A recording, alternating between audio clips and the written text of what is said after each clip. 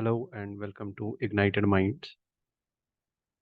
In today's newspaper analysis, we all will be discussing and in detail understanding the prelims and mains aspect of all of these news articles.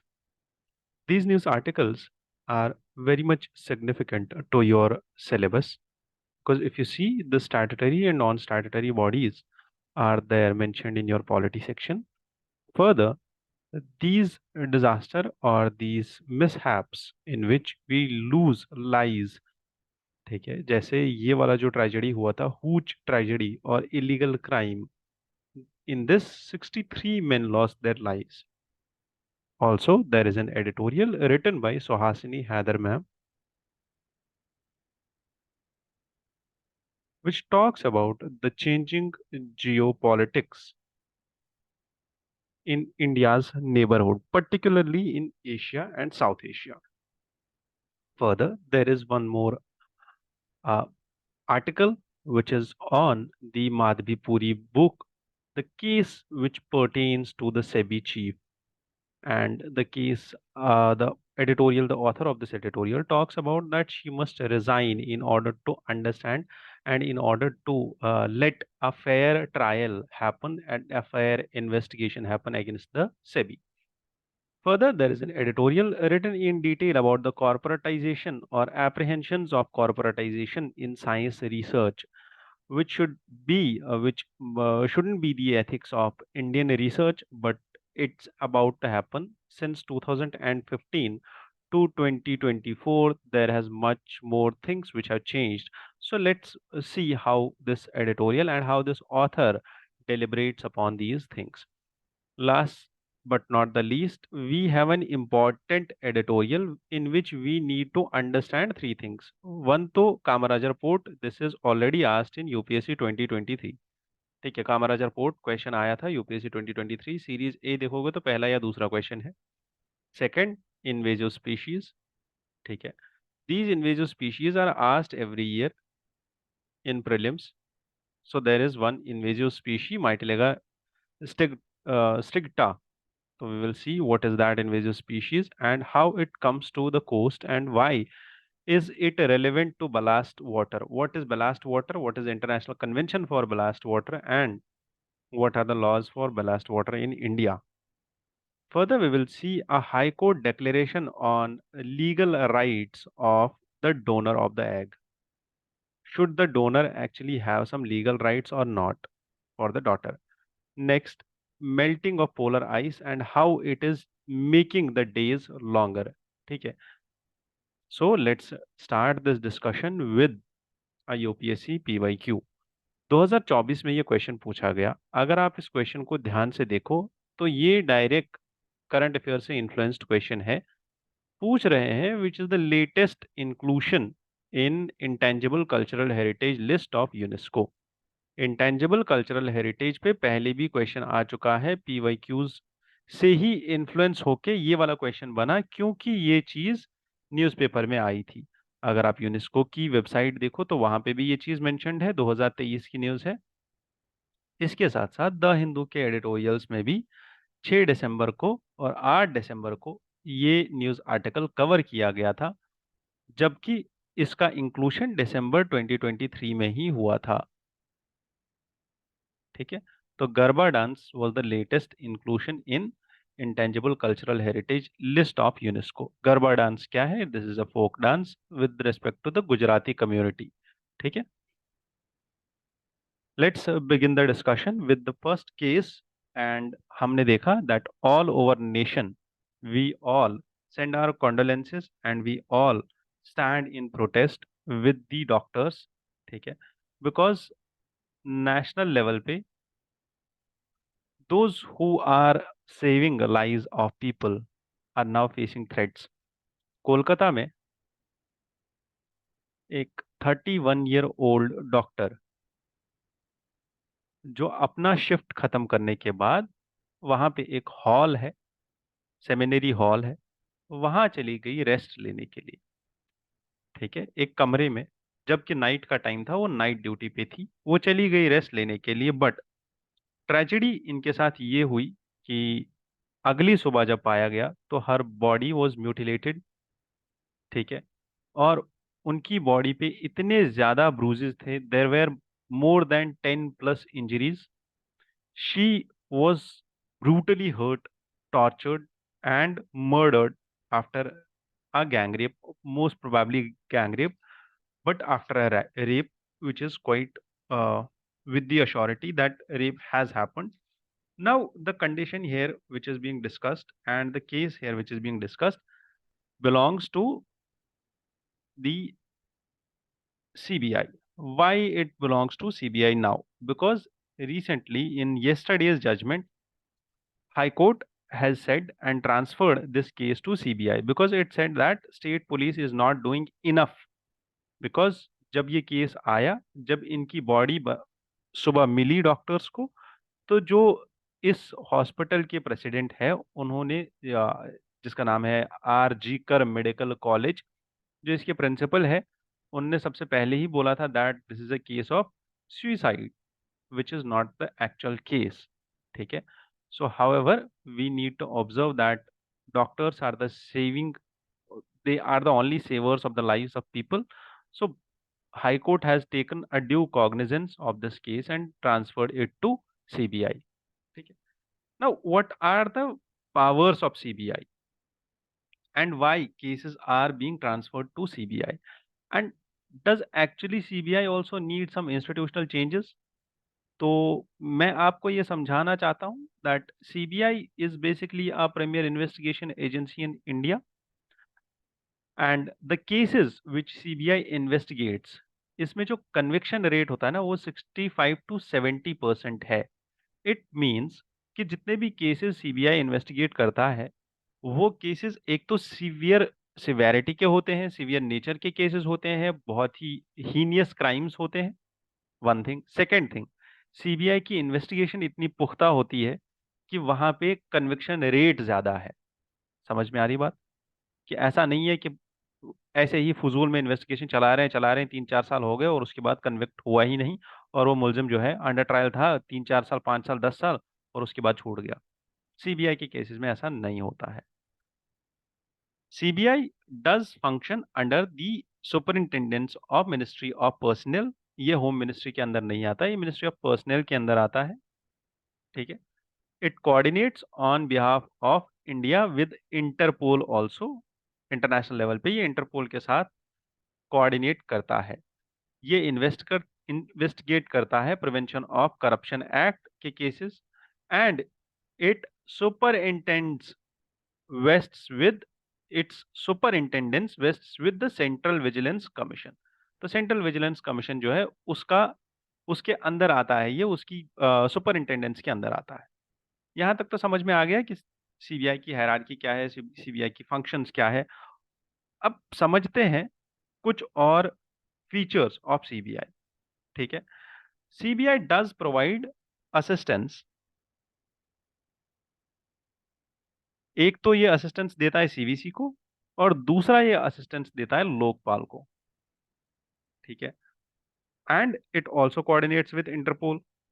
But ये CBI आया कहां से, ये बना कैसे और कब बना? अगर आप हिस्टोरिकल बैकग्राउंड देखो तो वर्ल्ड वॉर 2 के बाद इंडिया में एक एक्ट बनाया गया ब्रिटिशर्स के द्वारा, और यहाँ पे एक डिपार्टमेंट बनाया गया, डिपार्टमेंट ऑफ वॉर. इस एक्ट का नाम था स्पेशल पुलिस एस्टैब्लिशमेंट एक्ट 1941 का. And a department of war was created. ये किस लिए बनाया गया? To inquire into the allegations and bribery and corruption of war related procurements. ठीक है. कि वॉर में जितना भी खर्चा हुआ था, वर्ल्ड वॉर 2 में जितना भी खर्चा हुआ था, उस खर्चे में जितने भी करप्शन के केसेस आ रहे थे, करप्शन की एलिगेशंस आ रहे थे, उनको इन्वेस्टिगेट करने के लिए दो चीजें बनाई गई. एक ये डिपार्टमेंट ऑफ वॉर था, और ये स्पेशल पुलिस एस्टैब्लिशमेंट एक्ट 1941 था. ये ब्रिटिशर्स ने बना के दिया। लेटर ऑन जब 1946 का टाइम आया तो उस टाइम पे एक और एक्ट बनाया गया जिसका नाम था Delhi special police establishment act 1946। ठीक है। इस एक्ट के अंदर करप्शन के केसेस को हैंडल करना था। ठीक है। सो गवर्नमेंट ऑफ इंडिया ने ये वाला एक्ट बना दिया और गवर्नमेंट ऑफ इंडिया ने बोला इस एक्ट के अंदर करप्शन के केसेस बनाए हैंडल किए जाएंगे और करप्शन के केसेस को हैंडल करने के लिए सीबीआई बनाई गई। सीबीआई इस टाइम पे एक्ट के थ्रू पावर्स लेके नहीं आ रही थी, इसीलिए सीबीआई एक स्टैट्यूटरी बॉडी नहीं थी। It was not created, this act was not created to for the formation of CBI, therefore CBI was not a statutory body.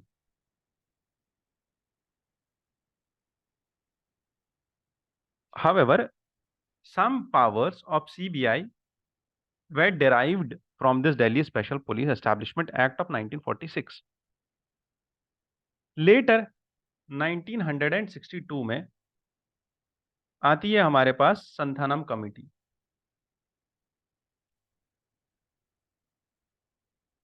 Santhanam committee क्यों एस्टैब्लिश कर दी गई थी? In order to understand the cases of prevention of corruption. तो Santhanam committee का नाम ही असल में था the committee on the prevention of corruption. 1962 में यह कमेटी बनाई गई और 1963 में government of India established the CBI officially to investigate the serious crimes. ठीक है। और 1963 में सीबीआई को ये बोला गया that CBI will handle the serious crimes now.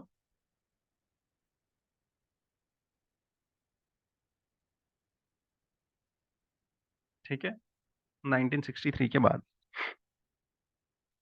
And with time CBI assumed its position and CBI के पास बहुत सारे cases about fraud, cheating, social crime, particularly hoarding,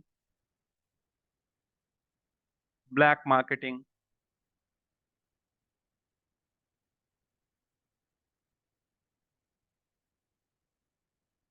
ऐसे सारे cases and inter state ramifications वाले केसेस सीबीआई ने start कर दिया investigate करना। इसके साथ साथ CBI also started investigating the cases of kidnapping,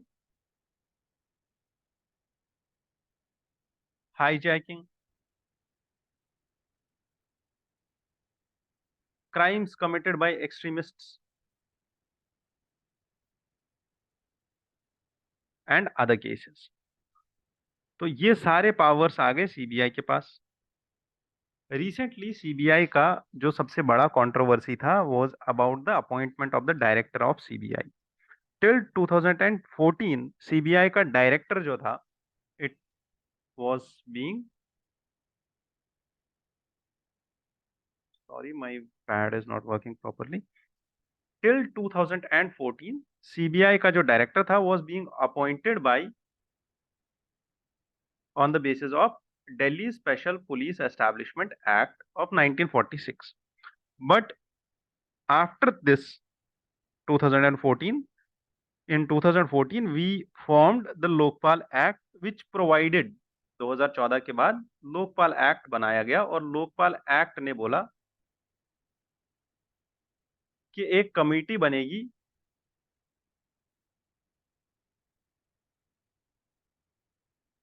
और वो कमेटी होगी जिसमें लीडर ऑफ अपोजिशन होगा, सुप्रीम कोर्ट के चीफ जस्टिस होंगे या सुप्रीम कोर्ट का एक जज होगा, लीडर ऑफ अपोजिशन होगा and the leader of the single largest opposition party. ये तीन चार लोग होंगे। They will send the names of recommendation. इसका हेड जो होगा इस कमेटी का प्राइम मिनिस्टर होगा। They will send a list of names to home ministry and then home ministry will see who is the more eligible person to head CBI. CBI के director की जो security of tenure है, 2 साल का इसका tenure होता है।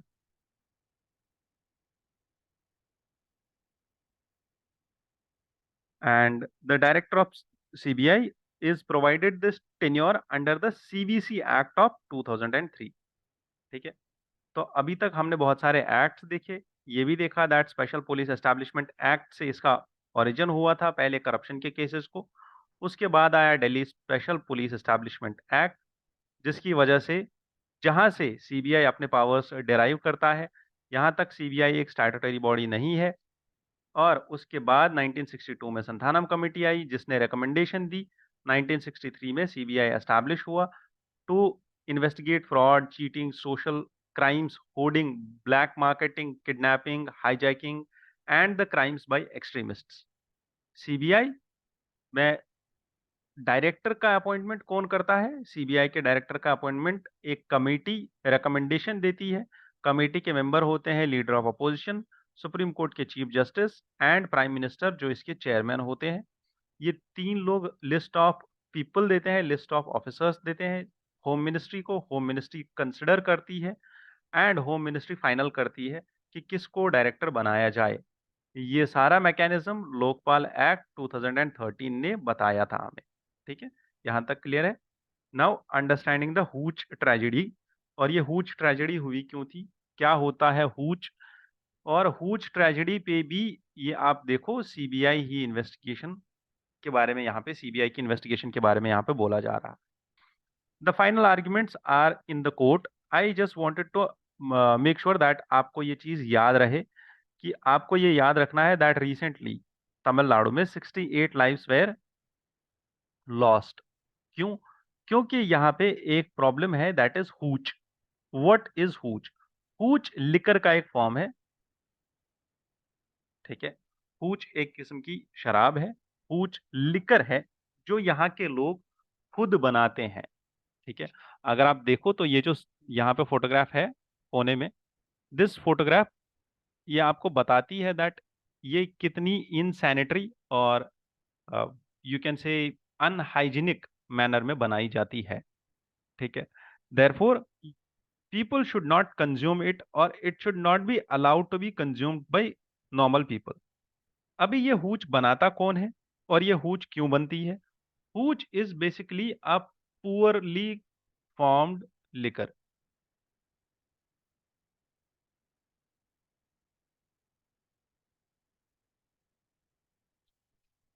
And it is derived from Hoochinoo. Hoochinoo है क्या? This is an Alaskan tribe. Hoochinoo is actually a native Alaskan tribe which is known to produce very strong liquor. Hooch बहुत ही ज्यादा स्ट्रॉन्ग लिकर होता है and this hooch is usually unregulated unsanitary conditions में ये बनाया जाता है। क्योंकि यहाँ पे क्वालिटी को मेंटेन नहीं किया जाता है, जो कंज्यूमर होता है, जो इसको बनाने वाला होता है, उसको ये अंदाजा नहीं रहता है that what is the exact alcohol content in the formation. जो उसने पूरा ड्रिंक बनाया, फर्मेंटेशन वगैरह सब कुछ करके, उसको ये अंदाजा नहीं होता because he is not using particular measurements, particular measures. ठीक है, उसके पास इंस्ट्रूमेंट्स नहीं होते हैं ये पता करने के लिए कि इस ड्रिंक में कितना एक्चुअल में अल्कोहल कंटेंट है। हूच बनाया कैसे जाता है? ये फर्मेंटेशन एंड डिस्टिलेशन से बनता है। फर्मेंटेशन में एक्चुअली में शुगरी सब्सटेंसेस होते हैं like fruits, grains, sugar cane, जो यूज होता है इसको फर्मेंट किया जाता है एंड देन यहां से बनता है अल्कोहल एंड CO2। ठीक है, कार्बन डाइऑक्साइड। अल्कोहल अलग निकलता है, कार्बन डाइऑक्साइड तो रिलीज होता ही है। हो सकता है मीथेन भी रिलीज होता हो, you never know. Now distillation, this distillation is optional. People sometimes consume it directly and because they want a strong or a strong alcohol which is more bitter in taste, more stronger on the brain to impact. Therefore, they usually tend to avoid or avert this distillation process. Therefore, unlike beer or wine, which have lower alcohol content, distillation actually increases the alcohol content. And what they do is, ये जो fermentation के बाद drink produce होता है, उस drink को ये लोग बॉयल करते हैं. They boil it till the time this fermented mixture, इसका जो अल्कोहल कंटेंट है वो इंक्रीज होता जाए और इसमें से वाटर जो है वो इवेपोरेट होना स्टार्ट कर दे. व्हाट एक्चुअली हैपेंस इज, ये जब ये बॉयल हो रहा होता है ये ड्रिंक, यहां से अल्कोहल इवेपोरेट होना स्टार्ट होता है. अल्कोहल जब इवेपोरेट होना स्टार्ट होता है, क्योंकि अल्कोहल का बॉइलिंग पॉइंट कम है पानी से, therefore what they do is, ये इस अल्कोहल को कैप्चर करते हैं और कंडेंस करते हैं बैक इनटू लिक्विड फॉर्म, और यहां से बनता है स्ट्रॉन्गर अल्कोहल. समझ में आ रहा है? तो यहां से जब स्ट्रॉन्गर अल्कोहल बना, दैट इज द पॉइंट जो मतलब उस जो इस अल्कोहल को कंज्यूम कर रहा है बंदा, उसको बहुत ही ज्यादा हिट करेगा और उसको हेल्थ के चांसेस और लूजिंग ऑफ द लाइफ के चांसेस बहुत ज्यादा बढ़ जाते हैं. Now understand, alcohol in liquor is actually ethanol. Alcohol असल में होता क्या है? It's ethanol, and it's a type of alcohol commonly found in alcoholic beverages, because ethanol is the element which actually imposes psychoactive ingredient. ठीक है, इसी से actual में दिमाग इंसान का हिल जाता है. इथेनॉल असल में C2H5OH को बोलते हैं. This is a compound consisting of two carbon atoms, 6 hydrogen atoms and 1 hydroxyl group.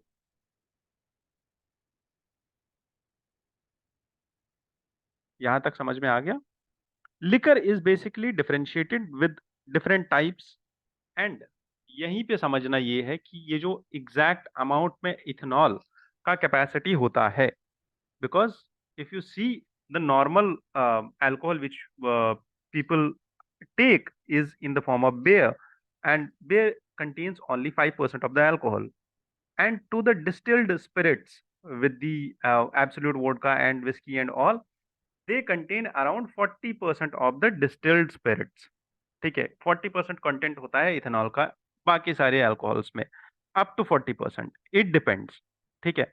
Now the condition is that जितना ज्यादा ये परसेंटेज होगा, जितना ज्यादा वेटेज होगा, उतना ही इंसान के ऊपर इम्पैक्ट ज्यादा पड़ेगा, एंड उतना ही ज्यादा इंसान जो है उसके चांसेस होंगे कि वो साइको एक्टिव या साइको सोशल बिहेवियर उसका चेंज हो जाए, और उसके साथ साथ उसके हार्ट रेट चेंज हो जाए, उसका ब्रीदिंग रेट चेंज हो जाए, और उसके साथ साथ उसका बीपी चेंज हो जाए. बीपी चेंज होने के साथ साथ he can have a sudden heart attack, and due to this thing they lose their lives, and which has led to 68 people losing their lives in this huge liquor case. Done. What are the regulations for this huge liquor actually, or the liquor at large? We have the FSI, ठीक है, food safety and security authority of India 2008, the regulations which prescribe that maximum permissible quantity of methanol in different drinks, and these values should be absent in coconut feni and other country liquors. तो जो country liquor होगा और post distilled spirits होंगे, it should only have 300 grams पर 100 litres. ठीक है, as per दी फसाई regulations. However the effect on the human body जब इंसान अल्कोहल कंज्यूम करता है, it actually what it does is, ये आपको सेल्यूलर लेवल पे ऑक्सीजन डेप्रिवेशन लेके आता है। ठीक है, सेल्यूलर ऑक्सीजन डेप्रिवेशन, जिसकी वजह से होता क्या है, द सेल डेथ और massive cell death, because this disrupts the cell's ability to use oxygen, जिसकी वजह से which leads up building up of more and more lactic acid, which further leads to acidosis। ठीक है, and cellular respiration जो है वो यहाँ पे खत्म हो जाता है और यहाँ पे बहुत ही कम हो जाता है। ब्रेन डैमेज भी हो सकता है, सेरेबल एडेमा आपका जो है ब्रेन का fluid, the fluid which builds up in the brain, वो ज्यादा बन सकता है और उसकी वजह से ब्रेन में हेमोरेज हो सकता है, and then this leads to coma and death also. ठीक है, इसीलिए stay away from all of this.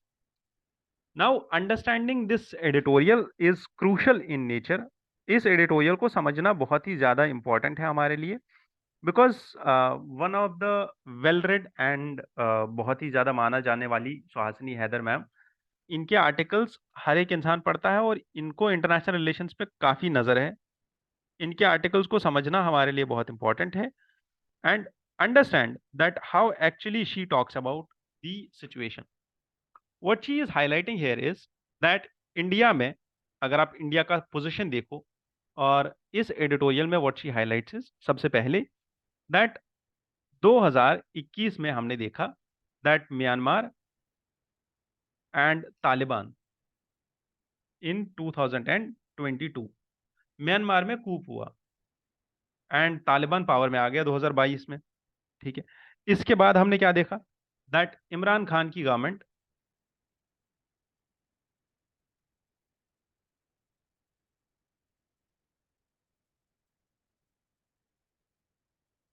Pakistan में गिरा दी गई और वहां पे जो है इलेक्शंस हो गए जो कि रिग्ड इलेक्शंस थे।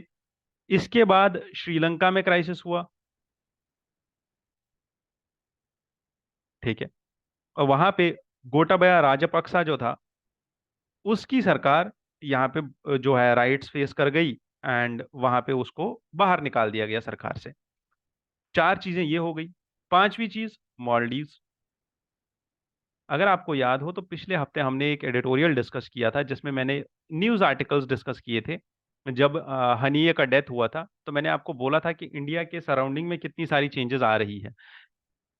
ये वही सारी चेंजेस को कलेक्टिवली सुहासिनी हैदर मैम यहाँ पे बोल रही है। क्या बोल रही है? इसके बाद मॉलडीव्स, मॉलडीव्स में हमने देखा था सोली की गवर्नमेंट चली गई और मुइजू की गवर्नमेंट आ गई। ठीक है, एंड अब सबसे recent most is Bangladesh. And Bangladesh में क्या हुआ? बांग्लादेश में शेख हसीना का डिपार्चर हो गया। ठीक है, शेख हसीना का डिपार्चर हो गया एंड शेख हसीना की गवर्नमेंट गिर गई। नाउ अंडरस्टैंड दैट पूरा साउथ एशिया, पाकिस्तान से लेके अफगानिस्तान से लेके श्रीलंका, मालदीव्स, बांग्लादेश, हर जगह पे ये क्राइसिस चल रहा है।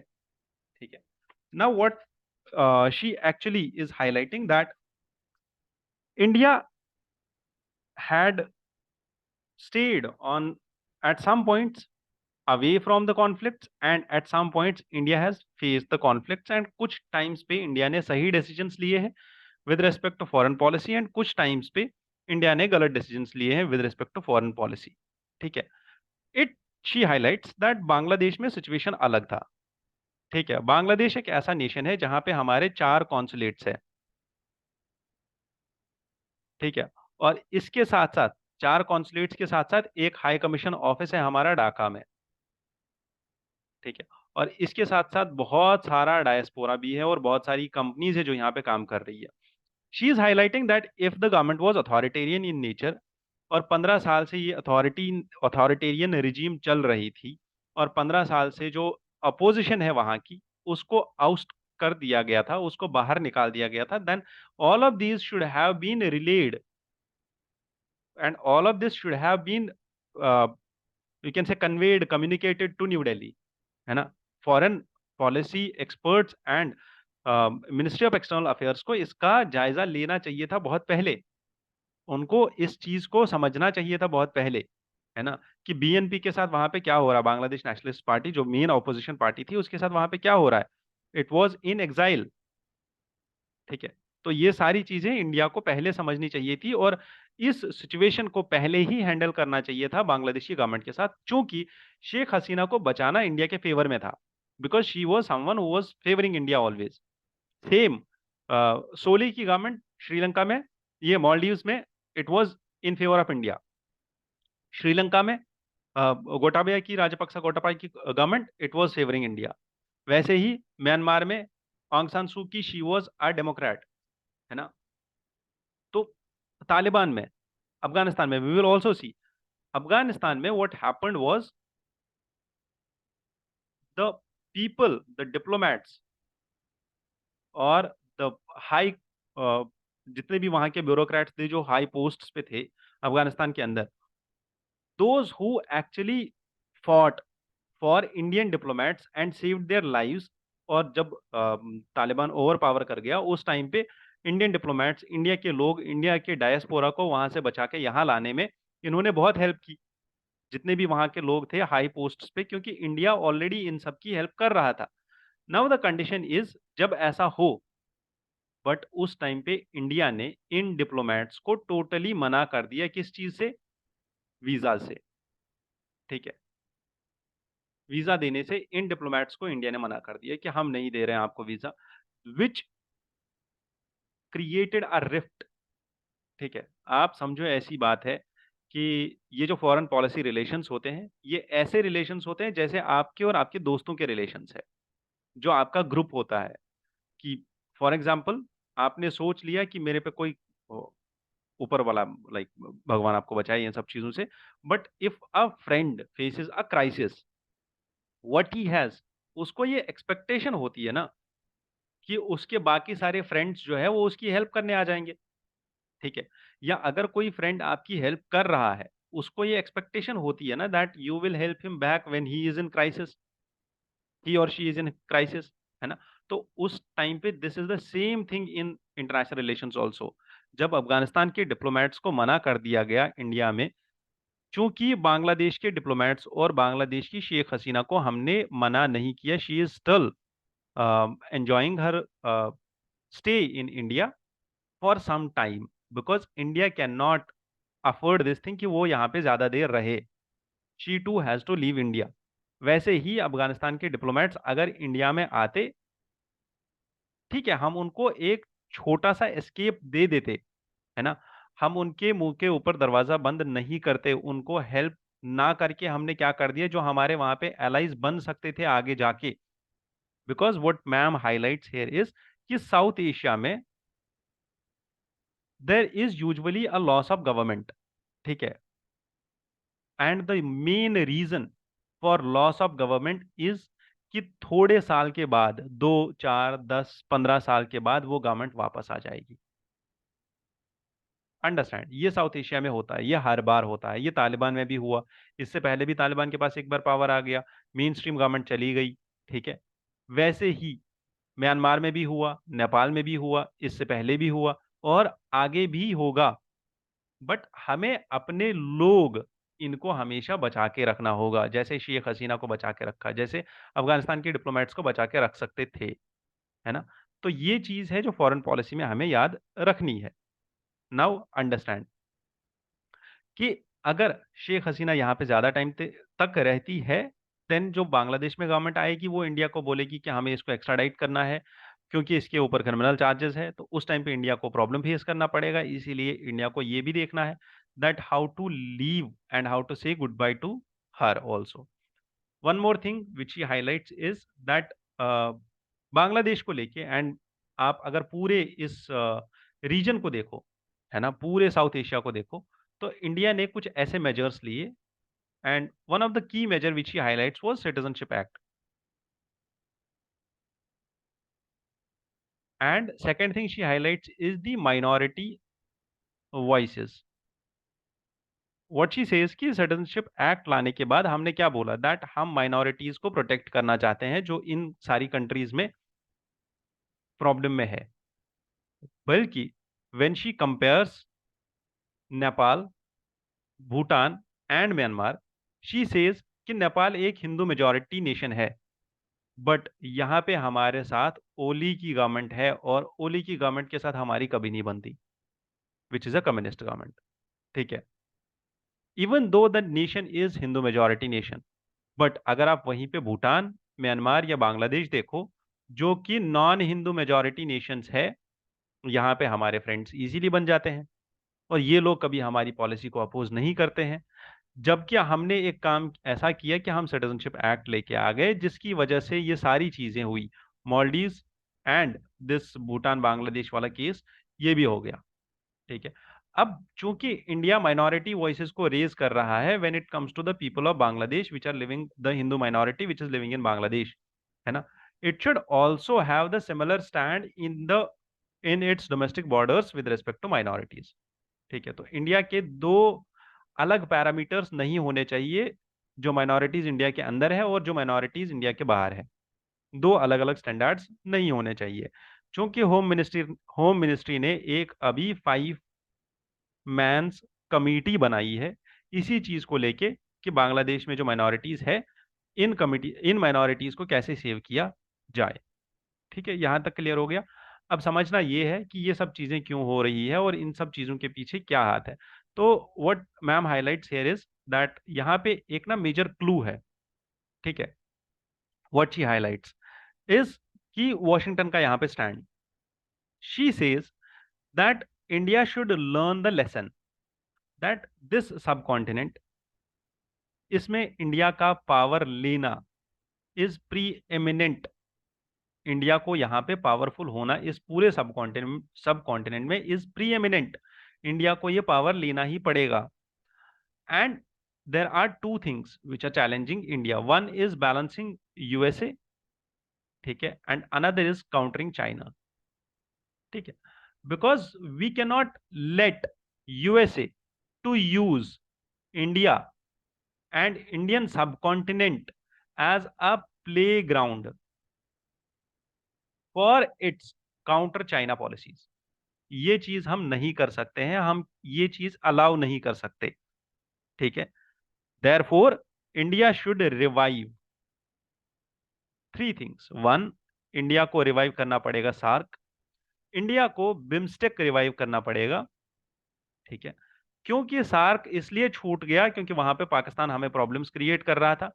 क्या इंडिया बिम्स्टेक भी ऐसे छोड़ देगा? क्योंकि वहां पे बांग्लादेश में प्रॉब्लम्स आने स्टार्ट हो जाएंगे अब, क्योंकि वहां पे दूसरी पार्टी आएगी, बीएनपी आएगी पावर में, बीएनपी आएगी, वो एंटी इंडिया होगी। तो क्या इसका मतलब ये है कि हम बिम्स्टेक भी छोड़ देंगे? नहीं, ऐसा नहीं कर सकते। क्योंकि मॉलडीव्स में हमने देखा मोइजू की गवर्नमेंट आ गई, हमने मॉलडीव्स को बॉयकॉट करना स्टार्ट कर दिया, बॉयकॉट मॉलडीव्स। बट प्रॉब्लम यहां तक हो गई दैट मॉलडीव्स, पाकिस्तान, नेपाल, बांग्लादेश, अफगानिस्तान, हर जगह पे हमें प्रॉब्लम्स देखने को मिल रही है। इसीलिए now India approach has to change. अभी मॉलडीव्स में हमने देखा our foreign affairs minister this Jaishankar, ठीक है, he has recently visited Maldives also. और यहाँ पे हमें ये भी देखना है कि मॉलडीव्स के साथ साथ या बाकी सारे नेशंस के साथ साथ हमें, I guess she is also talking about this Nepal also, कि नेपाल में भी हमने अभी भी कुछ स्टेप्स लिए हैं नेपाल को रिवाइव करने के लिए, नेपाल में बायलेटरल रिलेशंस को इम्प्रूव करने के लिए, even after the Oli government came into power. Maldives में मोहम्मद मुइज़ू के बाद रिसेंटली, कल या परसों, अभी 2 दिन पहले तो ये हुआ है विजिट। और श्रीलंका में भी जो जनता विमुक्ति पेरोमा पार्टी है, वो भी एंटी इंडिया स्टांस ले चुकी है। कम्युनिस्ट पार्टी नेपाल की एंटी इंडिया स्टांस ले चुकी है। But still we need to understand that India ऐसा नहीं कर सकता कि अपने नेबर्स के साथ ऑफेंसिव हो जाए। ऑफेंसिव डिफेंस हर एक के साथ नहीं चलेगा। ठीक है, तो understanding all of this, what she highlights at the last is कि साउथ एशिया में सबसे बड़ी प्रॉब्लम क्या है? साउथ एशिया में सबसे बड़ी प्रॉब्लम है जॉब्स और जॉबलेसनेस एंड इन इक्वालिटी। ठीक है, one is joblessness and another is inequality. Further, one more thing which is important is democratic backsliding. ठीक है, कि डेमोक्रेसी थोड़ी बहुत डिक्रीज हो रही है क्योंकि डिसेंट और यहाँ पे एक दूसरे की वॉइसेस को, एक दूसरे की आवाज को दबाया जाता है। This is something which India should take care of. And it is said that अगर आपको डेमोक्रेसीज बनानी है, अगर आपको एक साल के लिए अपना खाना चलाना है, एक साल के लिए आपको अपने खाने का बंदोबस्त करना है, तो रेज कॉर्न।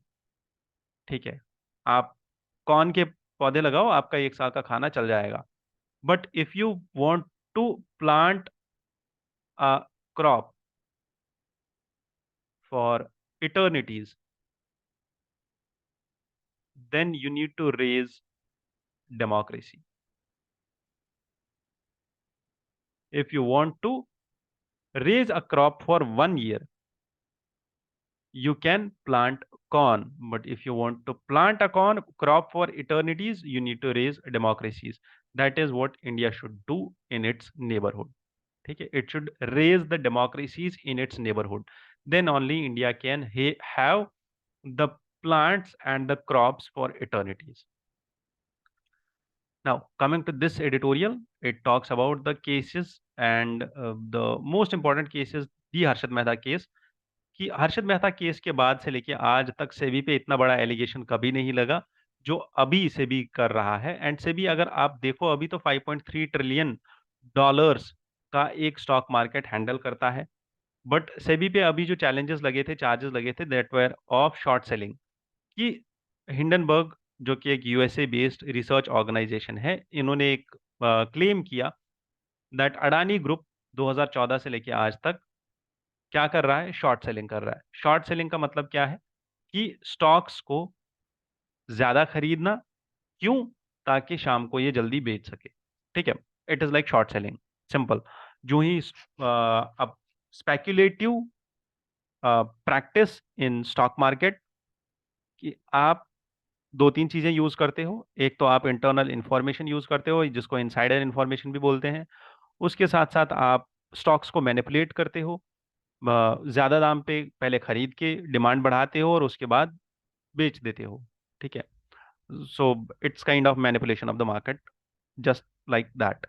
बट यहाँ पे कुछ चीजें हैं जो हमें हाईलाइट की है इस एडिटोरियल ने। पहली, कि हमें ये समझना होगा दैट सेबी की जो चेयरपर्सन है माधवी पूरी बक, उनके हस्बैंड है, ठीक है, धावल बक, जिनका एक बिजनेस है। ठीक है, एंड इन दोनों के कुछ ऑब्सक्योर फंड्स भी है जो इन्होंने सेव करके रखे हैं। कहाँ पे, बरमुडा एंड मॉरिशियस में। समझ में आ रहा है। और यहीं पे अडानी ग्रुप के भी कुछ इन्वेस्टमेंट्स है। कहाँ पे, बरमुडा एंड मॉरिशियस में। पहली चीज ये। दूसरी चीज, हिंडनबर्ग रिसर्च क्या बोलती है कि आप समझो पहले कि ये जो माधवी पूरी बक है ना, शी इज समवन जिनके हस्बैंड दिस दावल बक इज रनिंग अ कंसल्टेंसी। ये कंसल्टेंसी क्या काम करती है, ये कंसल्टेंसी सिंगापुर में लोकेटेड है and it is suggesting the prominent clients in Indian industry. ये उन जितने भी हाई लेवल इंडस्ट्री के लोग होते हैं उनको सजेस्ट करती है कि आपको किस स्टॉक में कितना खरीदना होगा। ठीक है, और आपको कहाँ इन्वेस्टमेंट करना चाहिए, कहाँ इन्वेस्टमेंट नहीं करना चाहिए। अब आप सोचो, हस्बैंड इंडस्ट्री एक्सपर्ट्स को एडवाइस दे रहा है जबकि उनकी वाइफ यही स्टॉक एक्सचेंज को पूरा चला रही है। She is the chief of this stock exchange, है ना। Now this is the usually the prime term and prime example of conflict of interest. ठीक है, कॉन्फ्लिक्ट ऑफ इंटरेस्ट क्या है यहाँ पे, कि the wife is handling all the stock exchange and husband is suggesting the industries that where to invest. अब ये खुद ही बोल देंगे ना शाम को खाना खाते खाते कि कौन सी इंडस्ट्री ऊपर जा रही है, कौन सी इंडस्ट्री नीचे जा रही है। That is simple conflict of interest, understand it. But when Miss Buck accepted the full-time membership of SEBI board, she said that all these organizations will be dormant। ठीक है, जो हमारी कंसल्टेंसी चल रही है वो हम नहीं चलाएंगे, वो डॉर्मेंट हो जाएगी, हम नहीं चलाएंगे। बट हिंडनबर्ग रिसर्च यहाँ पे बोल रही है कि ये जो इनकी ऑर्गेनाइजेशन है, ये जो इनकी फर्म है, जिसका ये धवल बक जो चलाते हैं सिंगापुर में, इसमें 2022-24 में $3 लाख का प्रॉफिट आया है। ये प्रॉफिट कहाँ से आया? अगर ये जो ऑर्गेनाइजेशन है, अगर ये कंसल्टेंसी है, अगर ये डोरमेंट है, तो ये इतना सारा प्रॉफिट कहाँ से आया? Now what the author says कि अगर आप चाहते हो कि फेयर इन्वेस्टिगेशन हो, तो सेबी चीफ को स्टेप डाउन करना पड़ेगा, then only SEBI can investigate. Understand? SEBI ही इन्वेस्टिगेट कर रही है चार्जेस, किसके अगेंस्ट में? सेबी के चीफ के अगेंस्ट में। तो now how will SEBI go against its own chief who is currently heading SEBI? है ना? That is one more thing जहां पे आप प्रिंसिपल्स ऑफ नेचुरल जस्टिस को कहीं पे वायलेट कर रहे हो एक जगह पे। ठीक है, that you can not be जज of your own case. Understood? The powers of SEBI, it's a quasi judicial, it's a quasi executive and quasi legislative forum. It controls all the stock market. Rest, I have already discussed all the provisions of SEBI day before yesterday. Let's understand the editorial. This editorial talks about कि 2014 में 14-15 में prime minister Narendra Modi ji ने बोला था that you should innovate, patent and produce and prosper. आप खुद से innovate करो, आप खुद से नई चीजें बनाओ, उनको पेटेंट कराओ और उनको बेचो और अपने लिए पैसा बनाओ। This is something which is known as knowledge production. What author highlights here is कि यहाँ पे हो क्या रहा है, आप रिसर्च के काम को प्राइवेटाइज कर रहे हो।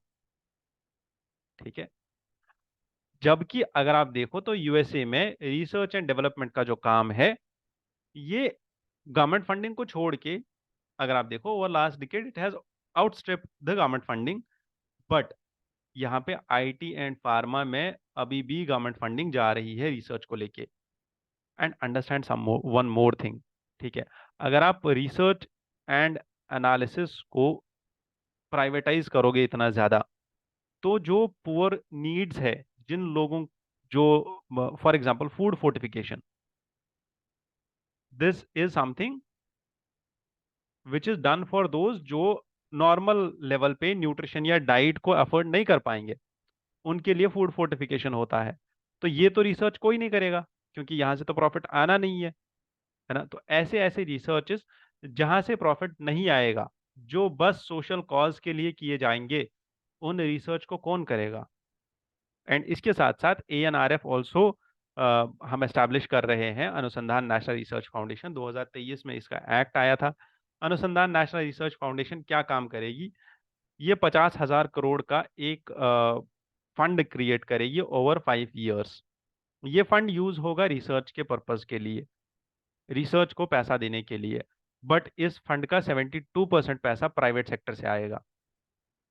This is the high time to understand that how research is being privatized in India. ठीक है, इसके साथ साथ you need to understand that यहाँ पे एक टर्म दी गई है, the dictates of capitalist market, कि अगर आप रिसर्च को कैपिटलिस्ट मार्केट या प्राइवेट प्लेयर्स के हवाले कर दो, तो वो वही करेंगे जो उनको कैपिटलिस्ट मार्केट के चीफ्स बोलेंगे करने को।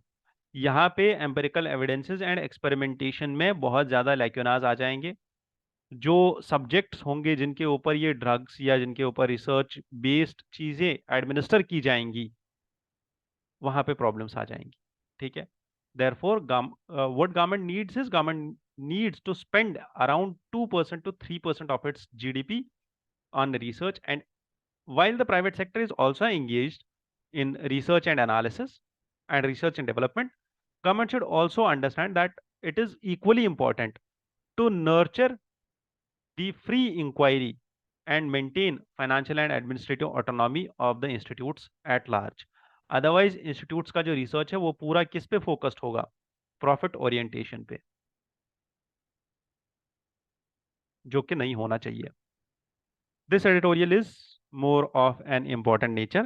Before we go to the editorial, I want you to understand something. One thing is this ballast water. Blast water क्या होता है? ये जो शिप होता है जो एक जगह से लेके दूसरी जगह कार्गो लेके जा रहा है, ठीक है, जब इसके ऊपर कार्गो रखा जाएगा, तो समझ जाओ ये शिप पानी के अंदर थोड़ा ज्यादा चला जाएगा, ठीक है, वन थिंग। बट जब यही शिप से कार्गो निकाल लिया जाएगा तो ये शिप थोड़ा हल्का हो जाएगा और इसका वजन जो है ऊपर को आ जाएगा, ये शिप पानी के थोड़ा ऊपर आ जाएगा। अब इस चीज को मेंटेन करने के लिए शिप के पास ये बलास्ट वाटर होता है। बलास्ट वाटर क्यों होता है? ताकि शिप ना एक लेवल पे रहे, ठीक है। अब ये बलास्ट वाटर लेता कहाँ से है शिप?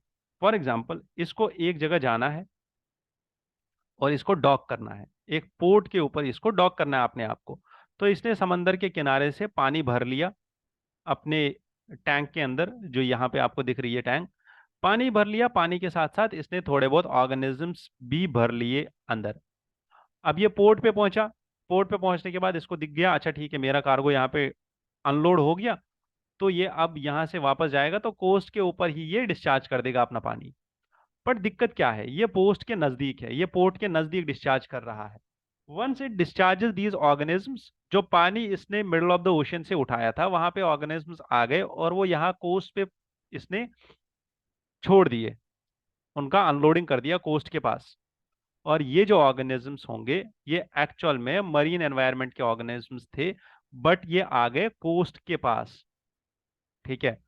तो ये जो ऑर्गेनिजम्स है ये यहाँ पे इन्वेजिव ऑर्गेनिजम्स कहलाएंगे, ठीक है। ये यहाँ पे जितनी भी स्पीशीज होंगी ये इन्वेजिव स्पीशीज कहलाएंगी। इसी में आता है माइटेला स्ट्रिगाटा, ठीक है। माइटेला स्ट्रिगाटा है क्या? असल में ये एक ऐसा ऑर्गेनिज्म है जो आपको, वो जो सी शेल्स आपको मिलती है, सी शेल्स के साथ ही आपको एक और ऑर्गेनिज्म मिलता है सी शेल जैसा ही, जिसको असल में मसल बोलते हैं। It's a green muscle.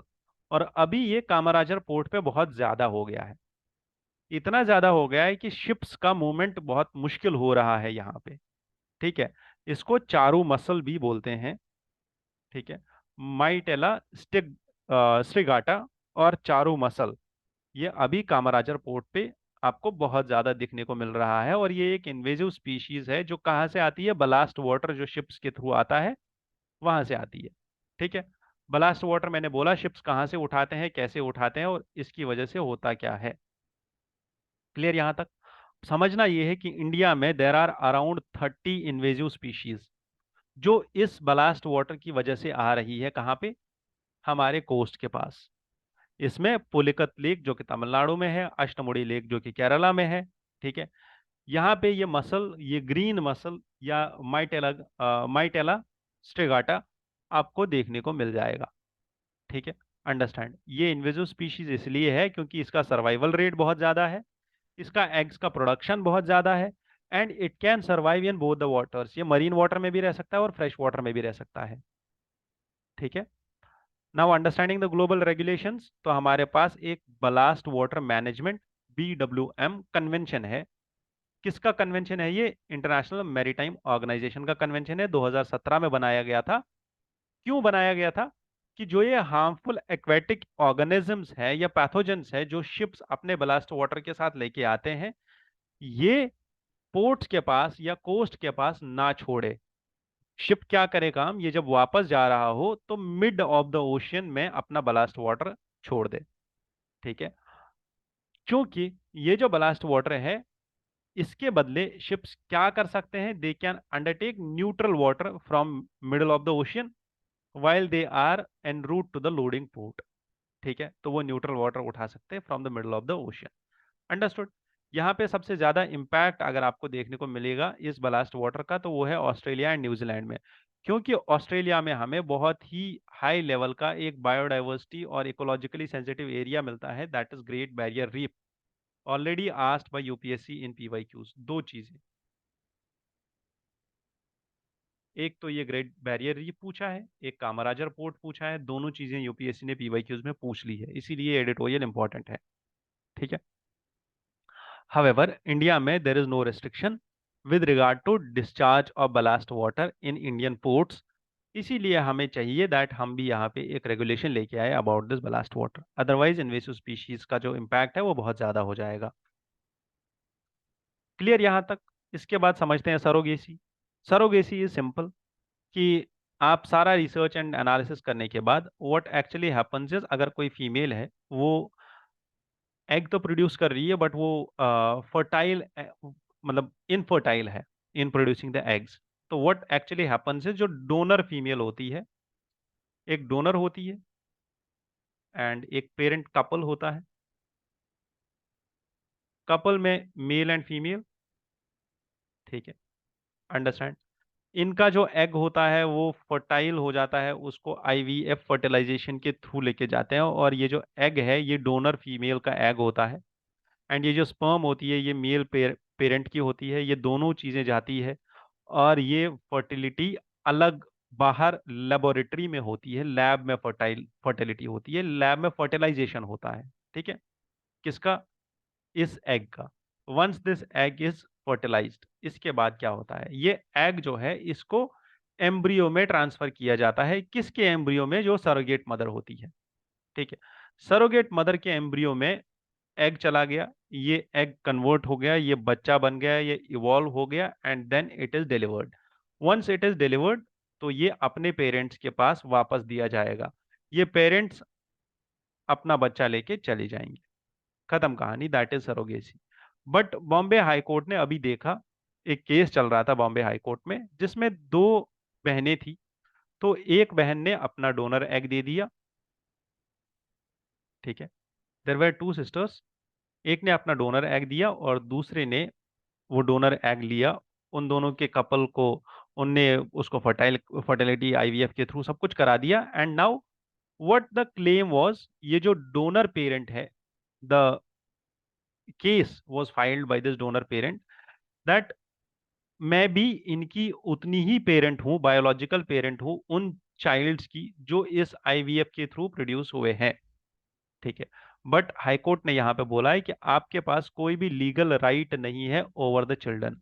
However high court ने इस औरत को अलाउ कर दिया कि अच्छा ठीक है, आप जा सकते हो, आप इन डॉटर से मिल सकते हो, that's it.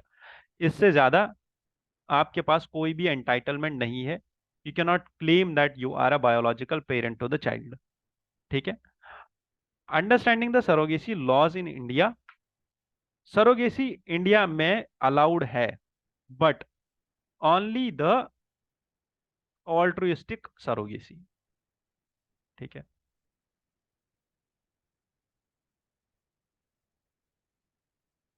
The another type of surrogacy is commercial surrogacy.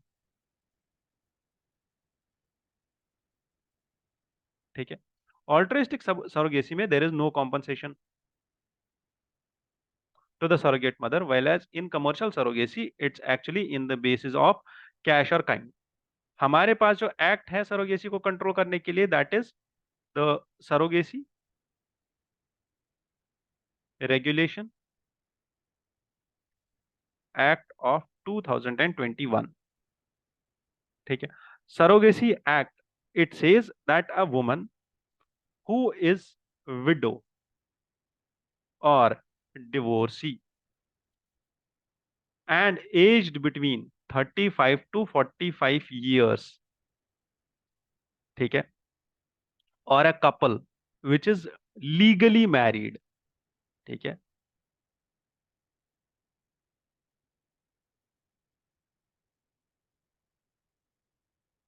Plus man, a couple, they can avail a surrogacy if they have a medical condition which is necessarily recommended by government, this doctor, that they can go for surrogacy. Now what will happen, this legally married couple, they will go and approach to this woman, this legally married Indian man and woman.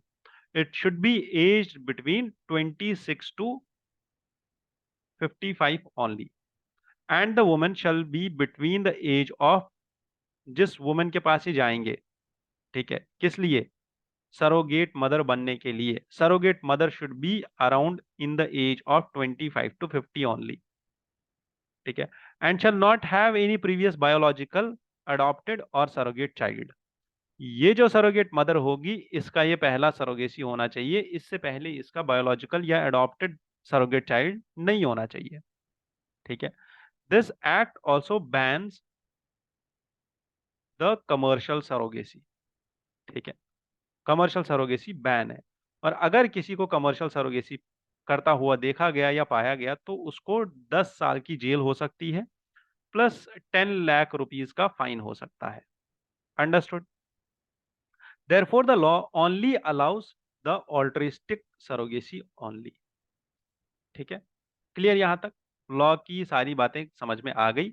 अब इसमें challenges क्या क्या है या बाकी सारी चीजें क्या है, that is something which is lately to be discussed some other time. Lastly we have this key article जो हमें समझने की जरूरत है। This article discusses similar thing, simple thing. ठीक है, ये बोल रहा है कि ये अर्थ है। ठीक है, तो understand that this is earth. No, you should not understand this is earth. Now understand that this is earth. ठीक है, दिस इज अर्थ। अब अर्थ में ऊपर ग्लेशियर है, नीचे ग्लेशियर है। ठीक है, and the bulge which is created by the gravitation of moon on the waters। ठीक है, अभी आप समझो, एक बंदा है जो आइस स्केटिंग कर रहा है। ठीक है, समझना है इस बात को।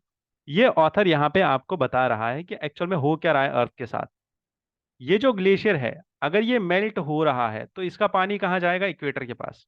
इक्वेटर के पास पानी जाएगा तो ये जो विंग्स आपको दिख रही है ना, पानी उठता हुआ इक्वेटर के पास, ये और ज्यादा उठेगा क्योंकि पानी यहाँ पे ज्यादा जमा होगा और इक्वेटर के पास एक बल्ज क्रिएट होगा बहुत बड़ा। ठीक है, वैसा ही बल्ज जैसा एक आइस स्केटिंग करने वाला बंदा जब वो ऐसे खड़ा होता है और आइस स्केटिंग कर रहा होता है तो वो अपनी बाजू और अपनी लेग्स को फोल्ड कर लेता है, एक जगह इकट्ठा कर लेता है, बंद कर लेता है, जिसकी वजह से क्या होता है, उसकी जो वेलोसिटी है, उसकी जो स्पीड है वो इंक्रीज हो जाती है। बट जब यही बंदा अपनी बाजू, ठीक है, और अपनी लेग्स को खोल देता है वाइडर इन दी आइस स्केटिंग, तो इसकी जो स्पीड है वो कम हो जाती है। ठीक है, इसकी जो वेलोसिटी है वो कम हो जाती है। Now understand the same thing in terms of earth.